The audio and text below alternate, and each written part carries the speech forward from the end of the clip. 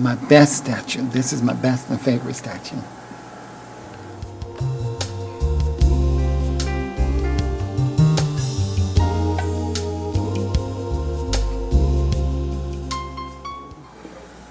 What do you think of the statue as you see it progressing?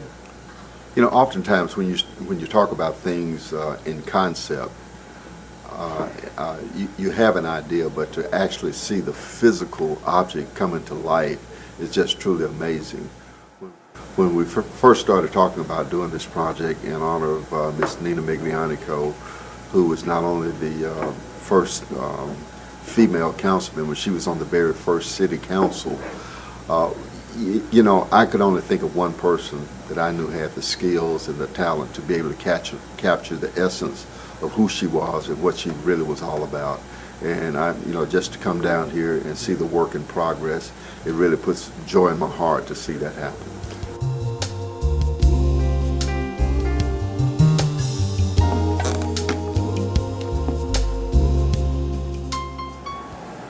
So it's like I'm combing her hair, styling her hair for her, making sure that each strand falls in place and is in sync with the other strands.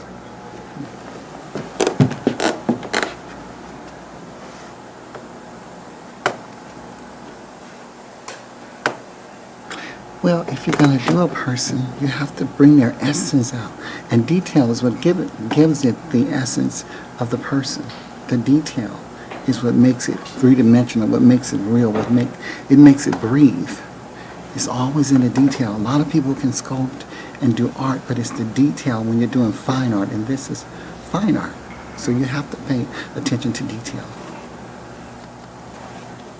Slow, but it's coming along. Slow, but it's coming along. She's coming along. I like to refer to my statues and paintings as real people. Miss Nina's coming along great. She's coming along great. A little slow, but great. I'm doing the strands of hair in the contour, the shape of the hairstyle that she has. It's almost like combing her hair in real life. I see this as real hair, not just as clay. Like real strands of hair. In order for me to make them appear to be real, they have to be pure in my own mind's eye. You know, I've been around musicians and other artists and people who are at the top of their profession when it comes down to art. It's just a feel that they have. I mean, they can't explain it themselves. There's no scientific description of what they do and how they do it. It just flows from their essence to be able to create something out of clay, out of raw music. It's just something that God has blessed people like that with, and to see someone of Ron's talent really in motion, it just makes me feel inadequate when it comes down to things like that. I was the type of person that could never stay inside the lines with my crayons. So. Who was Miss Nina to Birmingham? She was a trailblazer. She was one of the first female lawyers in the state of Alabama.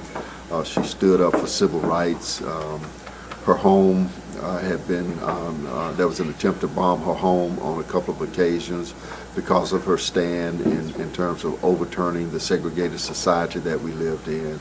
And she was very professional in everything that she did. And so it's truly an honor for me to have such a talented artist as Ron to really work on her sculpture.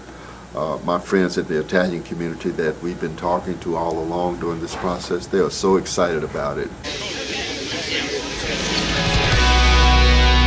Nina Miglionico. And hopefully it'll be there for generations to come.